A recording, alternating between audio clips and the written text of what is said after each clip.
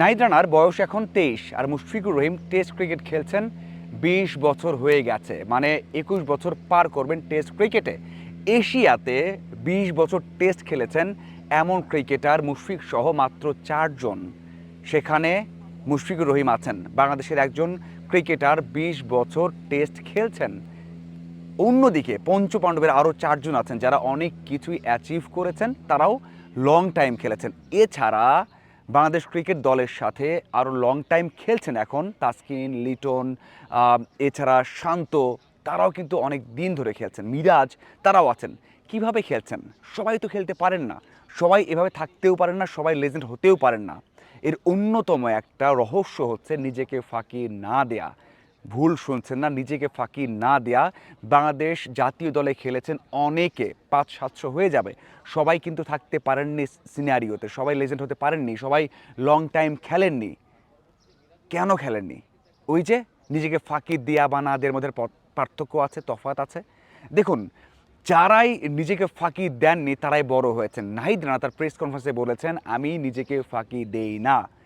আমার সবচেয়ে বড় কাজ হচ্ছে ফাঁকি না দেয়া। আমার যা খাওয়া দাওয়া, ঘুমানো, ফিটনেস নিয়ে কাজ করা, পারফর্ম করা, সেটা আমি চেষ্টা করে যাই এবং সর্বোচ্চ চেষ্টা করে যাই, নিজেকে ফাঁকি দিই না। দেখুন, আপনি হয়তো দলের সামনে অনুশীলন করছেন, তৈরি হচ্ছেন, কিন্তু আপনি ওই যে পর্দার আড়ালে যখন আপনি রুমে যাবেন, বাসায় যাবেন, তখন কি করছেন, ওটাই সবচেয়ে বড় গুরুত্বপূর্ণ হয়ে দাঁড়ায়। সেটাই বড় একটা পার্থক্য তৈরি করে দেয়। সবাই সেটা করেন, যারা করেন তারাই সাকিব হন, তামিম হন, মুশফিক হন। এই জায়গাতেই এত কম বছর বয়সে, 23 বছর বয়সে নাহিদ রানা সেটা ধরে ফেলেছেন এবং সেই কাজটা করতে পারলে নিঃসন্দেহে নাহিদ রানাও বাংলাদেশের ক্রিকেটে একদিন মাশরাফি, তাসকিন অথবা সাকিব অথবা মুশফিকের মতো বড় তারকা হবেন। আর বোলারদের জন্য এই কাজটা আরও বেশি কঠিন, আর সেজন্যই নাহিদ রানা এখন থেকে বলে যাচ্ছেন যে আমি নিজেকে ফাঁকি দেই না। দারুণ লেগেছে। কিছুদিন আগে ম্যাচ শুরু হওয়ার আগে মুশফিক তার প্রশংসা করেছেন, তাকে নিয়ে বাবর আজম প্রশংসা করে গেলেন, বললেন যে বর্তমানে রেড বল ক্রিকেটে অন্যতম সেরা তারকা এই নাহিদ রানা। সারা ওয়ার্ল্ডে, শুধু বাংলাদেশে নয়, তার পেস এতটাই মুগ্ধ করেছে। একসাথে পিএসএল খেলেছেন, একসাথে ট্রফি জিতেছেন। বলছেন যে এই নাহিদ রানা বর্তমান ক্রিকেটের রেড বলে সেরাদের মধ্যে একজন।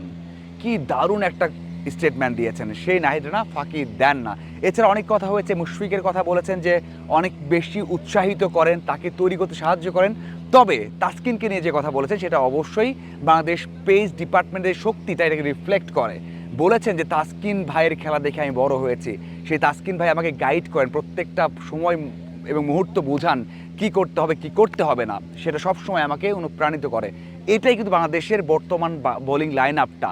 অন্যরা প্রেশার ক্রিয়েট করেন, শরীফুল, তাসকিন অথবা যারাই রয়েছেন, যখনই একাদশে থাকেন, একটা প্রেশার ক্রিয়েট করেন। রানা এসে একেবারে সেই ফায়দা কাজে লাগিয়ে উইকেট নেন, বাংলাদেশ দলকে এগিয়ে দেন।